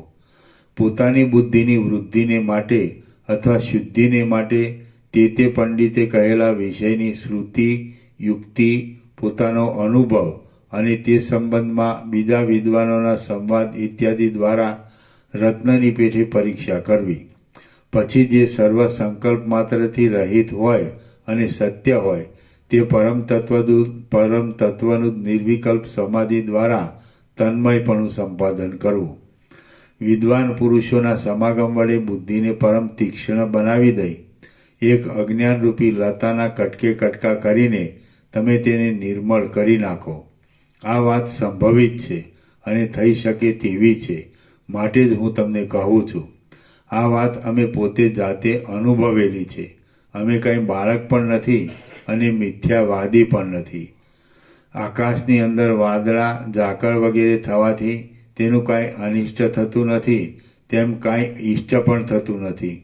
સમુદ્રની અંદર તરંગોની લહેર આવવાથી તેનું પણ કાંઈ ઇષ્ટાનિષ્ટ થતું નથી. તે જ પ્રમાણે નિસંકલ્પ યોગી પુરુષને પણ આ સર્વ જગતના વ્યવહારો વડે કાંઈ પણ અનિષ્ટનો ઉદય કે ઇષ્ટનો નાશ થતો નથી. વિચાર વડે બ્રહ્મનું નિર્વિકાર અને પૂર્ણ સ્વરૂપ જાણવામાં આવે તો આ સર્વ દ્રશ્ય જાળ ઝાંઝવાના જળની જેમ સાવ મિથ્યા જણાય. બ્રહ્મ સત્તાથી જુદું બીજું અહંકારના આધારરૂપ કાંઈ આત્માનું સ્વરૂપ જ નથી. તેથી દ્રઢ નિશ્ચય કરી પરમાત્મામાં લીન થઈ રહેલા તત્વવેત્તા પુરુષની અંદર સંકલ્પ આદિ ભ્રાંતિનો પ્રસાર કેમ હોય, કયે ઠેકાણે તે રહે અને શા માટે તે પેદા થાય. શ્રી યોગ વાસિષ્ઠ મહારામાયણમાં નિર્વાણ પ્રકરણના ઉત્તરાર્ધનો સત્ય અવબોધન ઉપદેશ નામનો સર્ગ 32મો સમાપ્ત. સર્ગ 33મો ભ્રાંતિના નાશનો ઉપાય. આ 33મા સર્ગમાં ભ્રાંતિની જે કલ્પના થઈ છે તેને નિવૃત્ત કરનારી પ્રતિકલ્પના વિશે વર્ણન આવશે અને ચિદાત્માનું બહિર્મુખપણી સમેટી લઈ પરલોકની ચિકિત્સા વિશે બોધ આપવામાં આવશે. વશિષ્ઠ બોલ્યા, પોતાના પ્રયત્નથી અને સત્સંગતિ વડે વિકસિત થયેલી બુદ્ધિથી જો જ્ઞાન મેળવવામાં ન આવે તો પછી તેને માટે બીજો એકેય ઉપાય નથી. જેમ વિષ વસ્તુ સ્વભાવિત મરણકારક છે, તથાપિ રસાયણશાસ્ત્રમાં કહેલા ઉપાય વડે તે વિષભાવ મૂકી દઈ અમૃતમય થઈ જાય છે, તેમ તમે પોતે જે વાસના, અવિદ્યા, જગત આદિ સર્વ કલ્પી લીધેલ છે તેની સામે શાસ્ત્રમાં બતાવેલી પ્રતિકલ્પના પોતાની મેળે જ કરવામાં આવે તો તે સર્વ પોતે બંધન કરનારો પોતાનો સ્વભાવ ભૂલી જઈ મોક્ષમાં ઉપયોગી થાય છે. પ્રતિકલ્પના એટલે કલ્પનાને શાંત કરનારી ક્રિયા, વિચાર, વૈરાગ્ય, ભોગ ત્યાગ, વિવેક, દોષદ્રષ્ટિ ઇત્યાદિનું નામ પ્રતિકલ્પના છે. જ્યાં સુધી સર્વ કલ્પના માત્રની નિવૃત્તિ ન થઈ જાય ત્યાં સુધી જગત, અવિદ્યા, વાસના ઇત્યાદિના સંબંધમાં શાસ્ત્રમાં બતાવેલી પ્રતિકલ્પના કરી જવી. કેમ કે કલ્પના માત્ર નિવૃત્તિ થઈ જતા અવશિષ્ટ રહેલા આત્મામાં જ નિમગ્ન રહેવું તે મુક્તપણાનું લક્ષણ છે. એ કલ્પનાની સંપૂર્ણ નિવૃત્તિ વૈરાગ્યપૂર્વક ભોગોનો પ્રથમ ત્યાગ કરવાથી જ સિદ્ધ થાય છે. તે વિના બીજી કોઈ પણ રીતે તે સિદ્ધ થતી નથી. જે પુરુષ બહાર વાણી વડે અને અંદર મન વડે નામરૂપની ભાવના જ નહીં કરતા વાણીનો અને મનનો નિરોધ કરવામાં તૈયાર થઈ રહે, તેની અંદર ધીમે ધીમે કલ્પનાનો નાશ વધે જાય છે. એક અહંકારને છોડી દઈએ તો અવિદ્યાનું બીજું કશું રૂપ જોવામાં આવતું નથી. એ અહંકાર જો નાશ પામે તો પછી બીજી કશી ભાવના જ નહીં ઉઠતા આત્માથી બીજો મોક્ષ પણ કાંઈ જુદો રહેતો નથી. તત્વ સાક્ષાત્કાર થયા પછી પણ જો તમે જગત અને જીવ ઇત્યાદિ ભાવમાં રુચિ રાખી સ્થૂળ દેહ કાયમ રહેતા સુધી થોડો પર અહંકારનો આધાર રાખશો તો પોતાનું પરિપૂર્ણ આત્મ સ્વરૂપ ભૂલી જવાને લીધે તમે અનેક દુઃખ પરંપરામાં અથડાઈ મળશો. તમે જો અહંકારનો ત્યાગ કરશો તો સર્વ દુઃખની નિવૃત્તિને પ્રાપ્ત થશો, તેમજ પોતાના સ્વરૂપમાં સ્થિતિ થવારૂપી સિદ્ધિને પણ પ્રાપ્ત થશો. જે પુરુષની દ્રષ્ટિ પાષાણની પેઠે અચળ હોય છે તેની વૃત્તિ બહિર્મુખ થતી નથી. તેની દ્રષ્ટિમાં કોઈ પણ પદાર્થ સત્ય જોવામાં આવતો નથી. તેથી એ દ્રશ્ય વિદ્યમાન છતાં અવિદ્યમાન જેવું થઈ રહ્યું હોય છે. તેવા મહાત્મા પુરુષને નમસ્કાર હો. જેનું ચિત્ત પરબ્રહ્મની અંદર લઈને પ્રાપ્ત થઈ ગયેલું હોય એવા મહાત્મા પુરુષની સ્થિતિ બહાર પાષાણ આદિની પેઠે અચળ હોય છે અને અંદર ચૈતન્ય રૂપની પરમ તત્વની ભાવના વડે આ સર્વ દ્રશ્યજાળ શૂન્ય જણાયથી સમી જાય છે. આ બહારનો દ્રશ્ય પ્રપંચ ભલે હો અથવા ન હો એ વિશેનો વિચાર અહીં કરવાનો નથી, પરંતુ ચિત્ત દ્વારા જો તે તરફ દ્રષ્ટિ જશે તો તે દુઃખની વૃદ્ધિ કરનાર થઈ પડશે, અને જો તે તરફ દ્રષ્ટિ જ નહીં જાય તો તે સુખકારક થશે. એ દ્રશ્ય સંકલ્પનો ક્ષય થતાં ન દેખાવાની વાતનો આધાર ચિત્તની ક્રિયાનો નિરોધ કરી તેને કેવળ બ્રહ્માકાર કરી દેવા ઉપર રહ્યો છે. પ્રત્યેક પ્રાણીને અંગે આ લોક સંબંધી અને પરલોક સંબંધી એવા બે મહાઘોર વ્યાધિ વળગેલા છે. તે બે વ્યાધિ વડે આધ્યાત્મિક, આધિભૌતિક અને આધિદૈવિક વગેરે અનેક જાતના તાપ વડે પીડાઈ જઈ દેહધારી જીવોને મહાઘોર દુઃખો સહન કરવા પડે છે. અજ્ઞાની પુરુષ આ લોકમાં પ્રસિદ્ધ રીતે દેખાતા ભૂખ તરસ વગેરે રોગો દૂર કરવા ખાનપાન આદિ ભોગરૂપી અધમ ઔષધો વડે જીવતા સુધી પોતાનાથી બનતો પ્રયત્ન કરી જાય છે. બાકી બીજા પારલૌકિક વ્યાધિની ચિકિત્સા ભોગોરૂપી ઔષધ વડે થઈ શકતી નથી. ઉત્તમ પુરુષો તો શાંતિ, સત્સંગતિ અને બોધરૂપી અમૃત વડે પરલોક સંબંધી મહાવ્યાધિની ચિકિત્સા કરવાને પણ યત્ન કરતા રહે છે. જે પુરુષો પરલોકની ચિકિત્સા કરવા માટે ભોગોરૂપી અપથ્યનો ત્યાગ કરે છે અને સત્સંગ આદિ ઔષધિઓનું કાળજીથી સેવન કરે છે, તેઓ શાંતિરૂપી ઔષધના પ્રબળ પ્રભાવથી પોતાની મોક્ષ માર્ગ સંબંધી મોટી ઈચ્છા પૂર્ણ કરવામાં વિજયી નીવડે છે. જે પુરુષ અહીં જ નરકરૂપી વ્યાધિની ચિકિત્સા કરતો નથી તે મહારોગમાં સપડાયેલો પુરુષ સત્સંગતિ, સત્શાસ્ત્ર આદિ ઔષધ વિનાના નરક, સ્થાવર ભાવ આદિ સ્થાનમાં જઈ શો ઉપાય કરશે? અરે અવિવેકી પુરુષો, તમારું જીવન કેવળ આ લોક સંબંધી વ્યાધિની ચિકિત્સા કરવામાં જ ક્ષયને પ્રાપ્ત ન થઈ જાઓ, પરંતુ તમારે આત્મજ્ઞાનરૂપી ઔષધ દ્વારા પરલોક સંબંધી વ્યાધિની પણ ચિકિત્સા કરવાની છે. આ આયુષ્ય વાયુ વડે ચંચળ થઈ રહેલા પાંદડાના કટકા ઉપર રહેલ જળબિંદુની પેઠે ક્ષણજીવી છે. આ આયુષ્ય વાયુ વડે ચંચળ થઈ રહેલા પાંદડાના કટકા ઉપર રહેલ જળબિંદુની પેઠે ક્ષણજીવી છે. માટે જેમ બને તેમ અતિ ત્વરાથી યત્ન વડે પરલોક સંબંધી મહાવ્યાધિની ચિકિત્સા કરી લેવી. યત્ન વડે જલ્દી પરલોક સંબંધી મહાવ્યાધિની ચિકિત્સા કરતા આ લોક સંબંધી વ્યાધિ પોતાની મેળે તરત જ શમી જાય છે. મનુષ્યનું સ્વરૂપ વિચારવા જઈએ તો તે ચિદાત્મા રૂપ જ છે અને એ ચિદાત્માનું બહિર્મુખ થઈ પ્રસરી જવું તે એ જ જગત છે. તેને લીધે ચિદાત્માની સત્તા વડે એક સૂક્ષ્મ પરમાણુની અંદર પણ સેંકડો પર્વતોના વિસ્તારવાળું આખું જગત રહ્યું છે. ચૈતન્યરૂપ આત્માનું બહિર્મુખ થઈ જઈ જે ફેલાઈ જવું ચૈતન્યરૂપ આત્માનું બહિર્મુખ થઈ જઈ જે ફેલાઈ જવું તે જ રૂપાધિક બાહ્ય વિષય રૂપે અને કામ સંકલ્પ આદિ માનસિક અંદરના વિષય રૂપે થઈ રહેલ છે અને તે નિર્મળ ચિદાકાશની અંદર ભ્રાંતિ વડે જ આત્માના એક વિવર્ત રૂપે અનુભવમાં આવે છે. માટે આ જગતની ભ્રાંતિ સત્ય નથી. એવી રીતે જગત મિથ્યા હોવાથી તેના અનેક વાર પ્રલયો જોવામાં આવે છે, તો પણ જગતરૂપી દ્રશ્યનો કશો પણ નાશ થતો નથી. તેની અનેક સૃષ્ટિઓ નજરે જોવામાં આવે છે તો પણ કશું ઉત્પન્ન થતું નથી, કેમ કે જગતનું મૂળ સ્વરૂપ વિચારવા જતાં તે કેવળ ભ્રાંતિરૂપ જણાય છે. ભોગરૂપી કાદવના સમુદ્રમાં ખૂંચી ગયેલા પોતાના આત્માને જો પોતાના પુરુષાર્થના ચમત્કાર વડે બહાર ખેંચી કાઢવામાં ન આવે તો તેને નીકળવાનો બીજો કોઈ પણ ઉપાય નથી.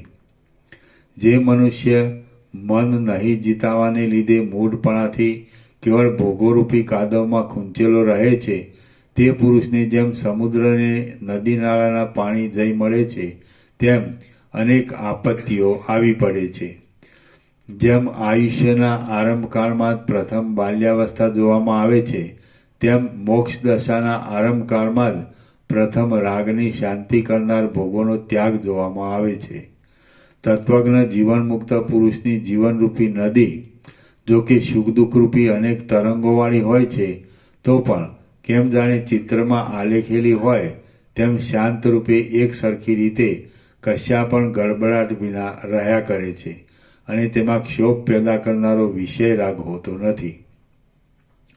અજ્ઞાની પુરુષના જીવનરૂપી નદીમાં તો અનેક રુદનના શબ્દો વડે અતિ ભયંકર એવા સુખ દુઃખાદી રૂપી અનેક તરંગો અને કામ ક્રોધ વગેરે રૂપી અનેક ચકરીઓના કુંડાળાનો જબરો ખળભળાટ જોવામાં આવે છે. જેમ ભ્રાંતિ વડે બે ચંદ્રમા જોવામાં આવે છે, જેમ ભ્રાંતિ વડે બાળકને વેતાળ જોવામાં આવે છે, જેમ ભ્રાંતિ વડે ઝાંઝવાના જળની પ્રતીતિ થાય છે, જેમ સ્વપ્નમાં અનેક પદાર્થો મિથ્યા છતાં દેખવામાં આવે છે અને બુદ્ધિ મોહ વડે છવાઈ જતા જેમ અનેક ભ્રાંતિ જ્ઞાન થાય છે, તેમ અજ્ઞાનને લીધે ભ્રાંતિ વડે ચિદાત્માના વિવર્તરૂપ અનેક સૃષ્ટિઓનો ભાસ થાય છે. ચિદાત્મારૂપી જળના અને અનેક તરંગો રૂપે આ હજારો સૃષ્ટિઓનો ભાન થાય છે. વિચાર કરતા તો એ સૃષ્ટિઓ મિથ્યા રૂપે જ માત્ર ભાસી રહી છે અને ભ્રાંત પુરુષને ભ્રાંતિ વડે તે અનુભવમાં આવવાથી સત્ય ભાસે છે. આત્મતત્વનો બહિર્મુખપણાને લીધે બહાર ફેલાવો થતાં આકાશની અંદર પણ ગંધર્વનગર આદિ સૃષ્ટિઓ કેવળ ભ્રાંતિ વડે કેમ જાણે સત્ય હોય તેવી અનુભવવામાં આવે છે, બાકી તે ખરી રીતે સત્ય નથી. અહંકાર આદિ વડે અનુભવમાં આવતા સડ ભાવ વિકારોના આકારો વડે અનેક રૂપોને ધારણ કરી રહેલો આ સૃષ્ટિ સંબંધી ભ્રમ ચિદાત્માનું બહિર્મુખપણું થઈ જઈ ફેલાઈ જવારૂપ જળના એક પરપોટા રૂપ છે. છડ વિકાર ભાવો એટલે હોવું, ઉત્પન્ન થવું, વધવું, પ્રકટ થવું, ઘસાવું અને નાશ પામવું એ 6 વિકારો છે. ચિદાત્મા બહિર્મુખ ન થાય અને અંતર્મુખપણે તેની સ્વરૂપમાં સ્થિતિ રહે તો જગતરૂપી ભ્રાંતિની નિવૃત્તિ થઈ જાય છે. પણ જો એ ચિદાત્મા બહિર્મુખ થઈ જાય અને પોતાના રૂપને પસારી દે તો આ જગત ખડું થઈ જાય છે. એ જગત બહાર પણ નથી, અંદર પણ નથી, પ્રતીતિમાં આવતું હોવાથી અસત્ય પણ નથી, તેમ મિથ્યારૂપી ભ્રાંતિ માત્ર પ્રતીતિમાં આવવાથી સત્ય પણ નથી. આ સર્વ ચૈતન્ય રૂપ છે અને તે ચૈતન્ય ચેતન તત્વ જન્મથી રહિત છે. અવ્યક્ત, જાણી ન શકાય તેવું અસ્ફુટ છે, એક છે, નાશ વિનાનું છે, ઈશ્વર રૂપ છે અને તેમાં પોતાપણું કે પારકાપણું એવો કશો ભેદ નથી. તે ભાવ વિકારથી રહિત છે, બ્રહ્મરૂપ છે અને આકાશના કરતાં પણ અતિ સૂક્ષ્મ, નિર્વિકાર, અસંગ તથા શાંત છે. જેમ પવનની અંદર સ્વાભાવિક રીતે ચંચળતા જોવામાં આવે છે, તેમ સ્વભાવથી પણ રહિત એવા બ્રહ્મમાં પોતાની મેળે જ આ સૃષ્ટિનું સ્ફુરણ થવામાં કશું પણ કારણ ઘડતું નથી. સઘળી સૃષ્ટિ બ્રહ્માના વિવર્તરૂપ છે. સ્વપ્નમાં થતા અનુભવની પેઠે બ્રહ્મરૂપી મહાસાગરની અંદર બ્રહ્મના તરંગો રૂપે સૃષ્ટિઓ દેખાય છે. એ કેવળ ભ્રાંતિ માત્ર છે અને વિવેક દ્રષ્ટિથી જોવા જઈએ તો સ્વપ્ન કે સૃષ્ટિ એ કશુંય નિર્વિકાર અદ્વિતીય બ્રહ્મ તત્વમાં છે નહીં. આ સર્વ આભાસથી રહિત એક પરમ તત્વરૂપ છે. તે તત્વ ચૈતન્ય સ્વરૂપે છે.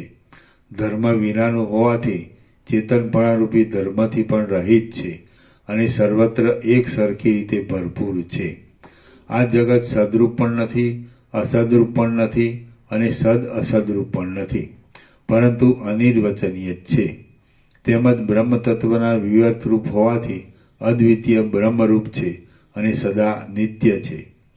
જે પુરુષ યથાર્થ રીતે વર્તન કર્યા કરે છે, જેના મનમાં સંકલ્પનું સ્ફુરણ થતું નથી અને જેનો આત્મા બહિર્મુખ ન થતા અંતર્મુખ થઈ શાંતપણે નિર્વિકાર શુદ્ધ બ્રહ્મભાવમાં સ્થિર રહે છે, તેને વિદ્વાનો જ્ઞાનનિષ્ઠ કહે છે.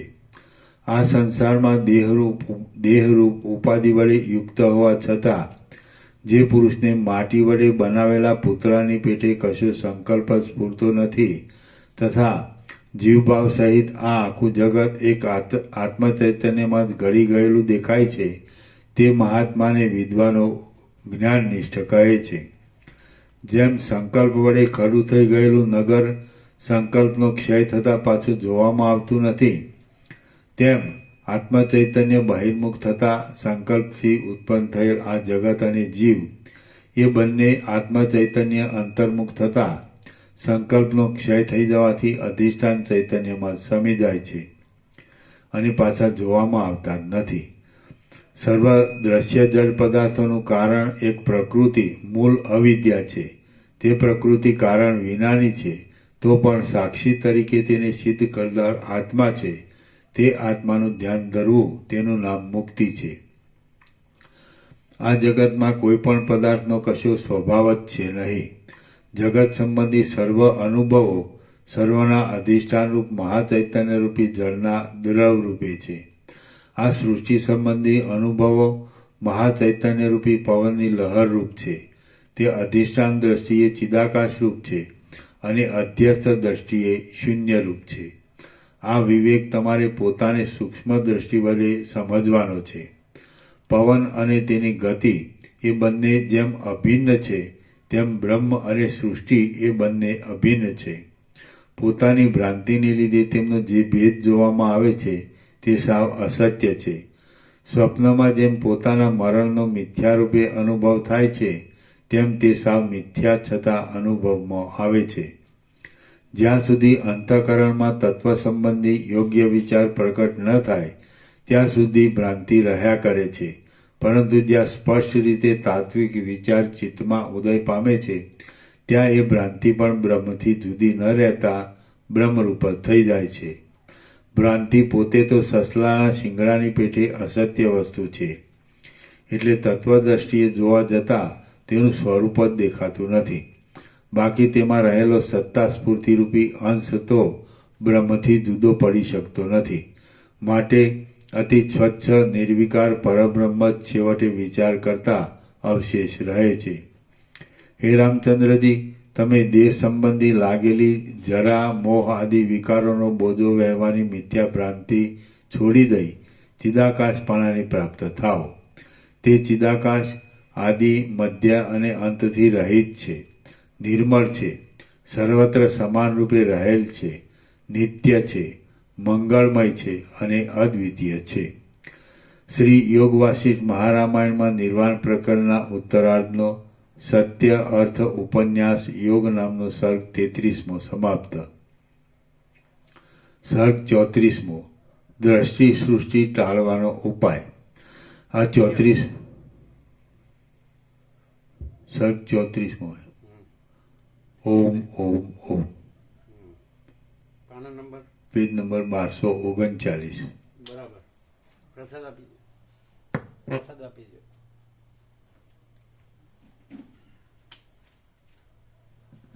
પ્રસાદ આપી દો. 1 કલાક થઈ ગયો.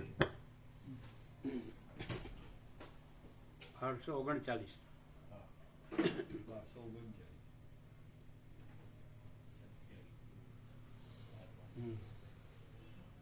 એક જ વાત છે.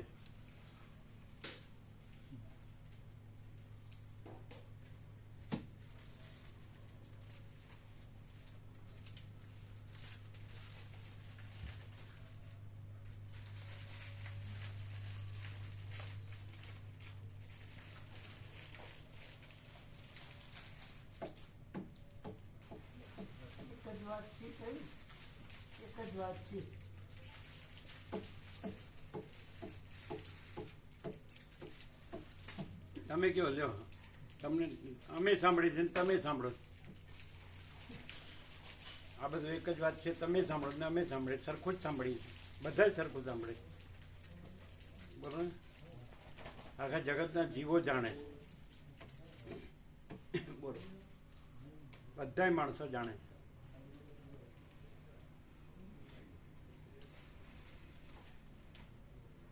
ખાલી જાણવામાં થોડો બધામાં ફેર છે.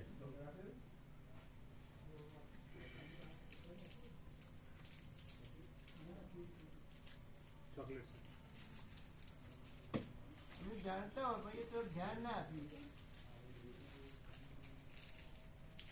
બધા જાણે છે, કોણ ને જાણે.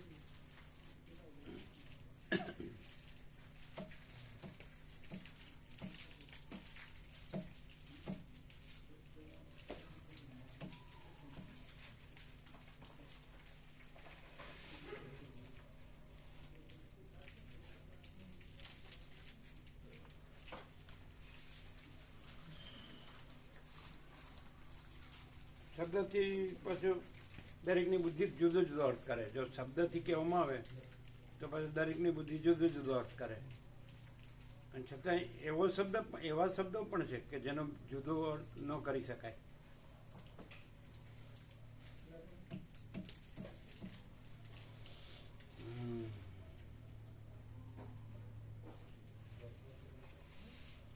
દરેકને પોતાની બુદ્ધિ જુદી જુદી હોય એટલે જુદી જુદી બુદ્ધિ પ્રમાણે એને જુદી જુદી સમજ હોય. પણ અહીંયા જુદી જુદી બુદ્ધિ નથી ને જુદી બુદ્ધિ નથી, જુદી સમજ નથી. અને બસ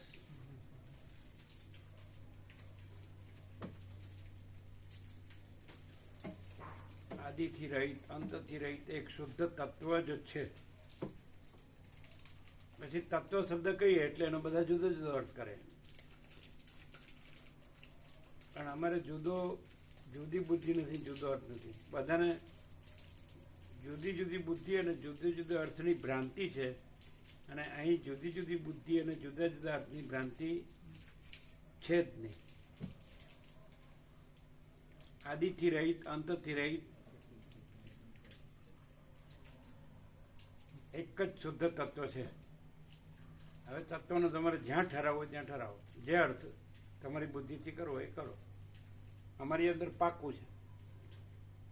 એ શબ્દ અમે બોલીએ તો જુદી બુદ્ધિવાળો જુદો અર્થ ન કરી શકે એવો શબ્દ છે.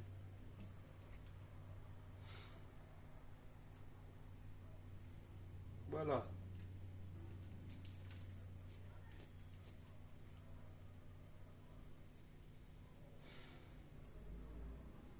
તમે શું અર્થ કરો? કહીએ કે મહાદાકાશ, પરમાકાશ, પૂર્ણ બ્રહ્મ તત્વ. પછી એ બુદ્ધિથી એ શબ્દ જ રહે તો એ તત્વ નહીં.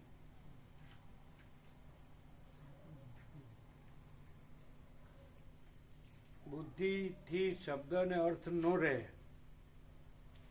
અને એ જે રહેલું છે એ જ રહે, એ રહેલું જ છે અને બીજું રહેલું જ નથી એવું એને કેવું હોય. પરમ ચિદાકાશ, પરમ જ્યોતિ, અખંડ જ્યોતિ, અનંત પ્રકાશ, અનંત આનંદ, અનંત શાંતિ.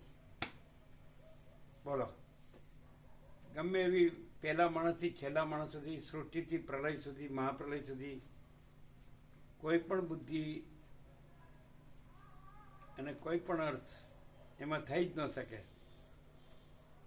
પરમ ચિદાકાશ, પરમ જ્યોતિ, અખંડ જ્યોતિ, અનંત પ્રકાશ, અનંત આનંદ, અનંત શાંતિ. એટલે એને બીજું એને ન સમજાય એ વસ્તુ અલગ છે, એ એનું અજ્ઞાન. બાકી એ બીજો અર્થ ન કરી શકે, નાય ન કહી શકે. અને એ આ શબ્દ બોલે તો એ ન કહેવાય, એ જ છે અને બીજું નથી, બીજું નથી, તો એ શબ્દ ન કહેવાય. પણ હવે એક માણસનો ભ્રમ થયો હોય તો એ જ છે એટલે એ ભ્રમ કાંઈ નથી. અને એ જ છે અને માણસનો ભ્રમ કાંઈ નથી, સમજાય? તો પણ માણસ, હું આ માણસ છું અને એમ એ હુંના બધા ભ્રમના ચક્કરોમાં ફર્યા કરે તો એને શબ્દો જ છે એને માટે. પણ એ જ છે અને પછી બીજું નથી. એટલે હું આ માણસ છું એ ભ્રમ પણ નથી, એટલે એ ભ્રમના પછી બીજા ચક્કરો પણ નથી અને સહજ પરમ શાંતિ છે. બોલો, સમજાય ખરું? જેનામાં ભ્રમ હોય ને એ આ પ્રકાશ છે ને એના ભ્રમમાં લઈ જાય, એના અર્થો અધ્યારોપમાં લઈ જાય, આરોપમાં નહીં. સમજાતું? પોતાના ભ્રમના આરોપમાં લઈ જાય. પણ એમાં એ થાય નહીં કાંઈ, કારણ કે એનો પોતાનો હું આ માણસ છું એ ભ્રમ જ કાંઈ નથી. એટલે પછી એના બીજા ભ્રમના ચક્કરો કાંઈ નથી. પછી એ આ જે તત્વ છે કે જે પ્રકાશ છે તો એનો એ પોતાના ભ્રમના ગમે એવો આરોપથી એને રજૂ કરે તો એ કાંઈ નથી, કાંઈ થતું નથી. એ તો એ જ છે, જે છે તે જ છે.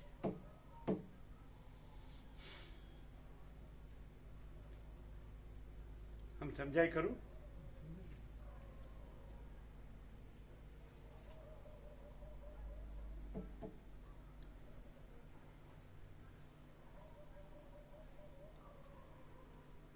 જેટલી અંદર સાચી શાંતિ થાય ને એટલું જ ગણાય, બાકી કાંઈ ન ગણાય.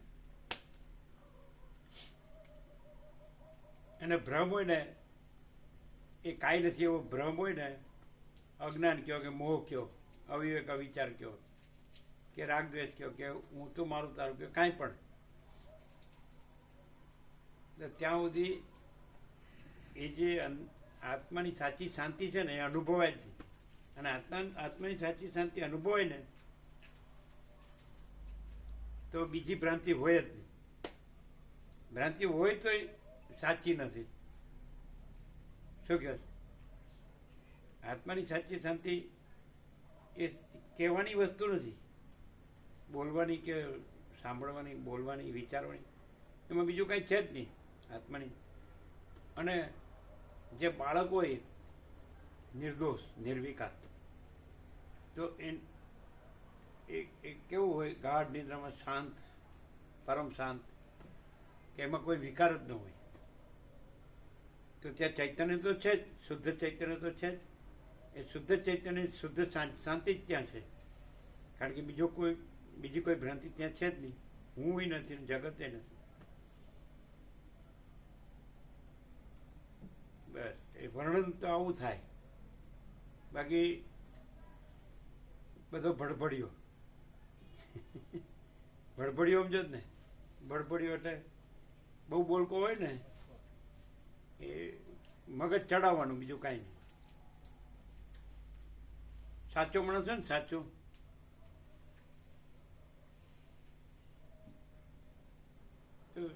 એનામાં આત્માની સાચી શાંતિ જ રહે, બીજું કંઈ રહે જ નહીં.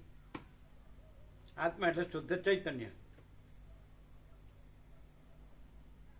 અને સાચી શાંતિ એટલે સંપૂર્ણ ભ્રાંતિ રહિત શુદ્ધ સ્વરૂપ,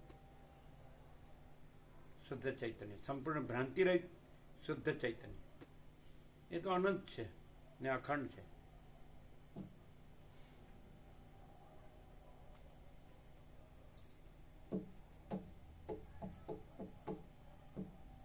બોલો, ખબર પડે એવું છે? હવે આ ખબર કેમ નથી પડતી કે હું આ છું ને હું બધું જાણું છું અને બધો ભડભડિયો છે, એ ખોટી ભ્રાંતિ રાખે છે.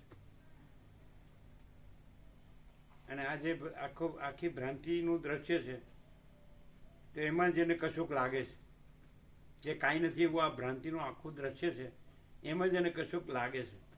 એમાં હું આ છું અને આ બધું છે, આવું આવું છે ને આ મારું છે.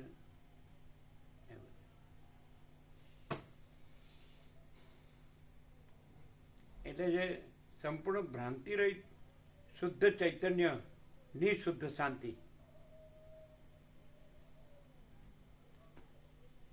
જે અનંત છે ને અખંડ છે, અજરામર, અખંડ, અવિનાશી, એમાં આદિ મધ્યાંત નથી ને બીજું કાંઈ નથી ને બીજું કાંઈ થતું નથી. આકાશ એનું સંપૂર્ણ દ્રષ્ટાંત છે અને એનો પર્યાય છે ચિદાકાશ, ચૈતન્ય આકાશ, ચિદાકાશ, અનંત શુદ્ધ ચિદાકાશ. વશિષ્ઠ પ્રકાશથી સાંભળે ને તો અનંત શુદ્ધ ચિદાકાશ છે અને અનંત શુદ્ધ ચિદાકાશ રહે અને બીજું કાંઈ નથી અને બીજું કાંઈ ન રહે. શોર્ટમાં કહેવું હોય તો વશિષ્ઠ પ્રકાશથી સાંભળે તો અનંત શુદ્ધ ચિદાકાશ છે ને અનંત શુદ્ધ ચિદાકાશ રહે, બીજું કાંઈ નથી ને બીજું કાંઈ ન રહે. શોર્ટમાં કહેવું તો આટલું જ. બાકી એ બોલવું ને એ બધું કાંઈ નથી. છે ને? ક્લિયર થાય? શું થાય? વશિષ્ઠ પ્રકાશ ધારો કે તમે અહીંથી ઉઠો ને બહાર જાઓ ને તમને કોઈ પૂછે કે તમે ત્યાં શું સાંભળ્યું, સાર શું, તો તમે શું કહો? એ વર્ણનની વસ્તુ છે કે સાર અનંત શુદ્ધ ચિદાકાશ છે, અનંત ચૈતન્ય પ્રકાશ, અનંત ચૈતન્ય શાંતિ, અને એ કાંઈ બોલવાની વસ્તુ નથી. એમ જ કહેવાય. બહાર નીકળો ને કોઈ પૂછે કે તમે ત્યાં સાર શું સાંભળ્યો, તો અનંત ચૈતન્ય પ્રકાશ, અનંત ચૈતન્ય શાંતિ, પૂર્ણ વિરામ. અને બાકી આપણે જે બધું દેખાતું હોય એ આપણે કાંઈ નથી અને આ બધું દેખાતું હોય એ કાંઈ નથી. શું કહો છો? નથી? ક્લિયર નથી? પછી તો ખોટા તમે ચક્રાવે ચડો, હું આ છું ને મારે આમ છે, હું આમ જાણું છું, આમ કરું છું.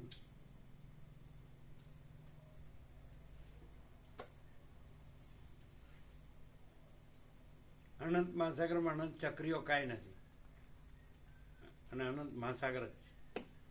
એમ અનંત ચિદાકાશમાં આ અનંત સંસારની ચક્રીઓ કાંઈ નથી અને અનંત મહાચિદાકાશ મહાસાગર જ છે ને? ક્લિયર નથી? એકદમ પરફેક્ટ.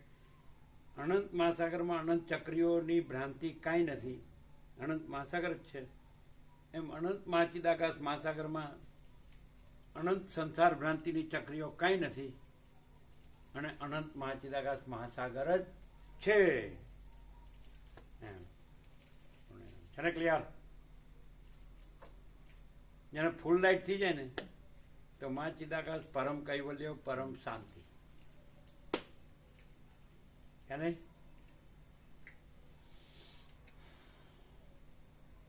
મરી જવું એ કઈ શાંતિ નથી કે ઊંઘી જવું એ કઈ શાંતિ નથી, પણ મહાચિદાકાશ પરમ કૈવલ્ય, પરમ શાંતિ, એ પરમ શાંતિ છે. હે ને?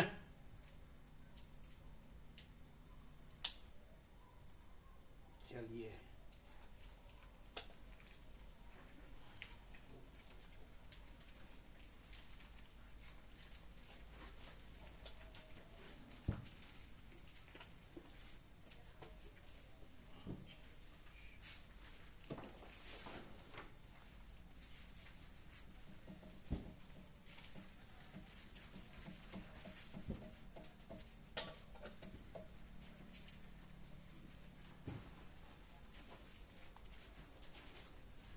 કેમ છે તબિયત? સરસ છે. કોઈ તકલીફ પગમાં, તે કઈ નહીં, મગજમાં, કોઈ નહીં, પેટમાં? કઈ નહીં, કોઈ નહીં. ખાલી કાંઈ નથી એમ બોલવાથી કાંઈ નથી નો ને? ના, સાચે જ કઈ નથી.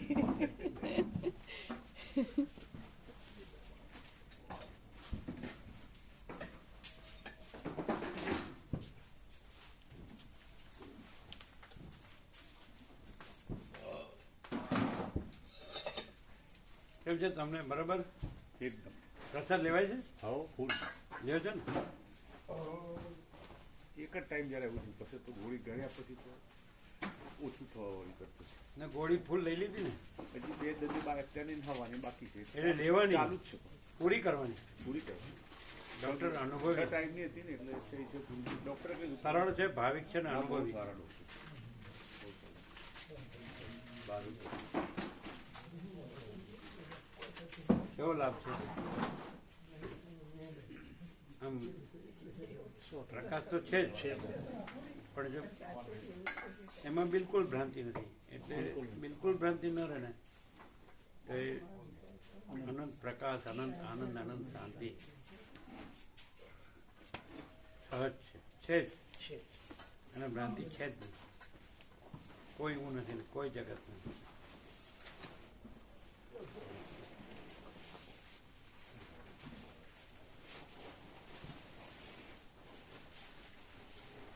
એ તો છે તો સહજ છે જ, પણ નથીની ભ્રાંતિ ન રાખે ને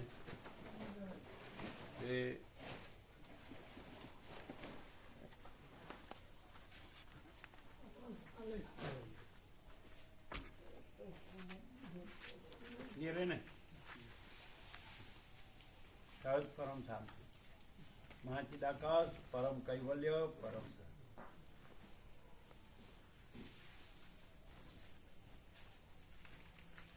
આમ અવાજ ના આવે નહીં, મોઢેથી બોલીએ આવે. હમણાં ચોખ્ખું